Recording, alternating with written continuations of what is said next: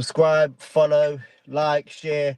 Last Bell Boxing. These guys give you all the exclusives, and next time I get my fight date, it's going to be exclusive on here as well. So make sure you give them all a follow. Welcome to the latest edition of Last Bell Boxing, joined by regular Sean. How you doing, Sean? Yeah, very well, thanks, mate. Yourself?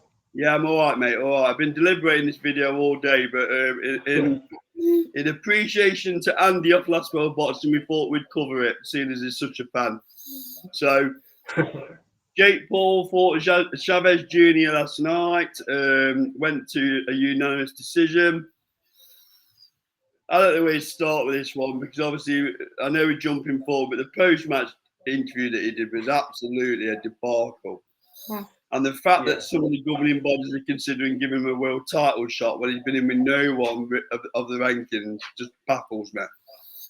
But break down the fight for us, Sean. Do you think he looked any better? Is there a progression? Is there a trajectory, as Andy likes to say, in terms of his talent? Give us your thoughts. Yeah. Well, depending on how you see it. For some reason, I woke up about 3, so I put it on. I had the pleasure or displeasure of watching it live, as you might say. No, I don't think he's improved. To answer your question, it was a really, really strange fight. I don't know if you had the chance to see it yet, mate. But I have, and I'll be honest, Sean. It looks like I'm a bit dubious about these contracts that these fighters are signing because to me it looked like Chavez Jr. didn't start trying until 3 rounds from the end. Yeah. I mean, I think they even said in the commentary he only threw sort of 2.5 jabs the first four rounds, and when he did, right? Is that not a common theme running through his fight? Yeah. Even the 60-year-old Mike Tyson, it was something similar.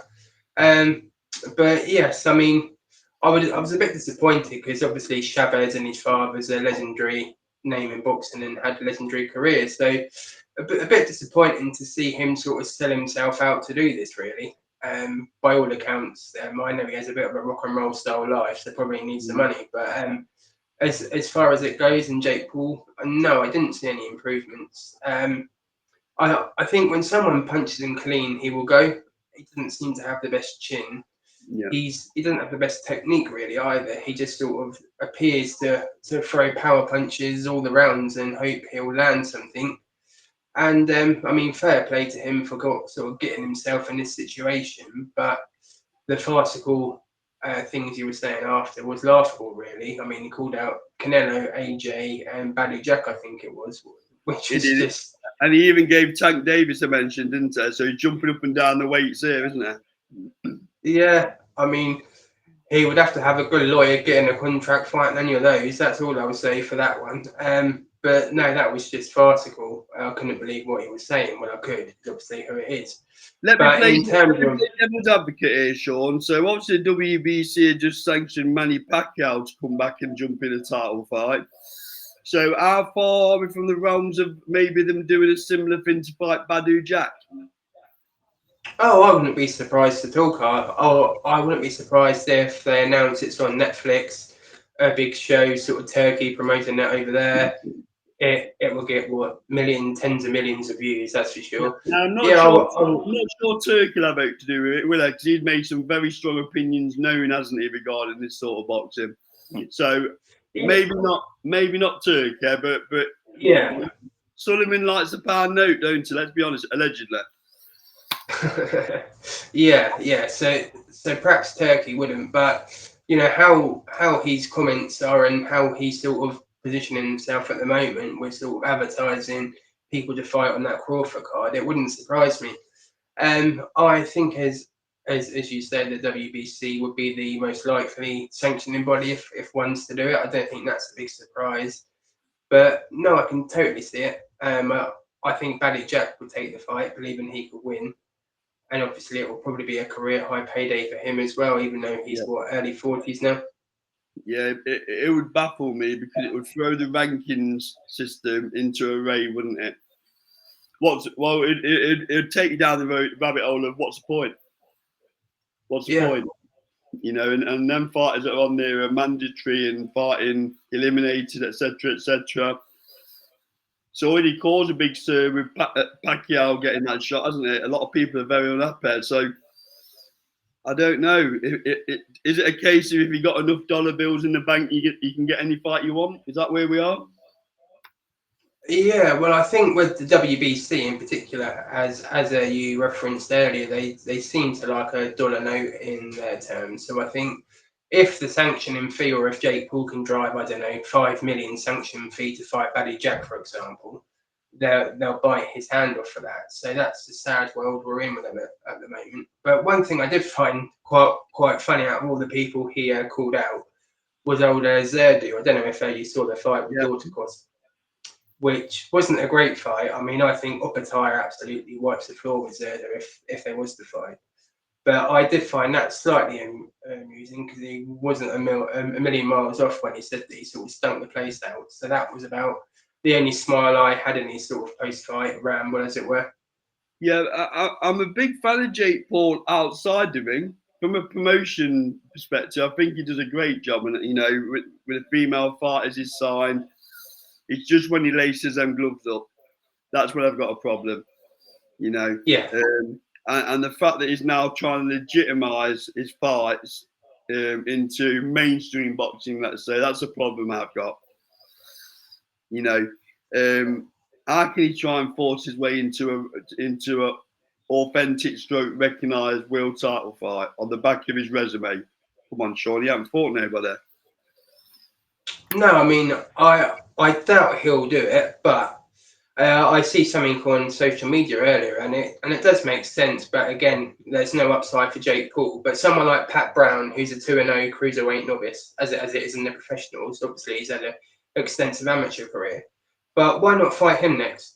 If you're really serious about fighting for a world title, why don't you test yourself against essentially a professional novice and see where you are? But again, he won't do it because there's no upside for him. Yeah. The only measuring stick we have got, really, if you're talking about mainstream boxing, is Tommy Fury, and that's a very loose connection, isn't it? Let's say, you know. Yeah. But look what level Tommy's fighting at when he did that return recently. Was it in Budapest? That's right. Yeah. Yeah. And with all due respect to Tommy Fury, he didn't look great that night. Yet he dealt with Jake Paul. So I don't know. I mean, I've read this morning that he said in his post-fight press conference that he expects the AJ fight to happen next year.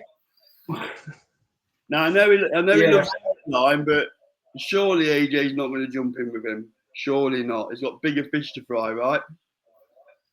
Yeah, I mean, if he expects that, I expect to marry about 5 top models in the next year as well. I just don't think it's going to happen. Yeah. Yeah, I think he's very good at marketing himself. But it is interesting. He considers these fights to be a step up, don't they, as he goes through it from Tyson to Chavez Jr. I don't see it, to be honest. But I do wonder who he's going to pick next. Yeah, I mean, I wouldn't be surprised if this comes out. I mean, I don't know if he's got the minerals for it, but Marius Bradis has called him out 3 or 4 times in the past. Now, he is a proper elite cruiserweight fighter. If he's serious about it, Jake Paul, fight him. Then we'll see. Yeah. That's really the logical step for me. If he does really want to sort of value himself at a legit world fight, and it probably will get him a ranking as well. He's slightly over the hill, though, isn't he? Let's be honest. He's past his best, let's say, isn't he? He is, but his last 2 fights was against Jaya Pataya, who's arguably the best cruiserweight in the world. Yeah. So, I mean, he's on this sort of scale of fighters Jake Paul's fought and sort of levels of their career, how long they've been retired. He's been retired 6 months, and his last fight was Jaya Pataya. So, in that sort of sense, I think it would obviously be his best opponent on paper by a long way. And on a final note, I'm a bit puzzled when you get incredible pundits from the boxing world coming out and patting him on the back and saying that he does look like he's getting better and better. I can't see it. Yeah, I mean, like people say, does he sort of give him a backhand to not punch him for the first few rounds to take a dive? I wouldn't be surprised if he does the same for the pundits and the professional reporters, shall we say, if he says, "I'll give you an extra such an X amount to sort of make me look good." Jump in with the Cobra, Jake. Jump in with the Cobra. You know, he'll sign your contract and jump in with your Carl Frochville. And he won't be signing any contracts where he stipulates what he can and can't do. So, you know, that might be another possibility, Sean. Yeah, although I think it's more likely at this point Froch will fight AJ than Jake Paul will. Maybe, yeah.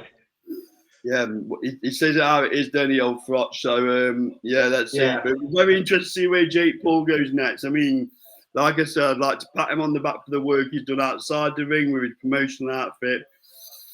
But keep the gloves off, Jake. Just keep the gloves off, and you know, and just carry on with your promotional work. Because, I mean, when he comes out with things like, Sean, I'm here to take over. I'm going to take over boxing. Come on, you know. We're crying out for someone to take care of him, right, inside the ring. Someone to just, you know, show him what levels you're all about. But something tells me we're not going to get it, Sean. No, absolutely. I mean, he's a clever guy, isn't he? So he knows what he's doing. I think he'll carry on this for a while yet, unfortunately. Yeah, I agree. Okay. Agree or disagree, me and Sean? There might be some Jake Paul fans out there who think he's the next coming in terms of boxing. Post your comments below. We respond to all the comments when they drop in. This has been Last World Boxing, proudly sponsored by LW Liftings and SC Travel Limited. Thank you very much for your time. Much appreciated, Sean. And we'll see you all the next live on Thursday. Take care, everybody.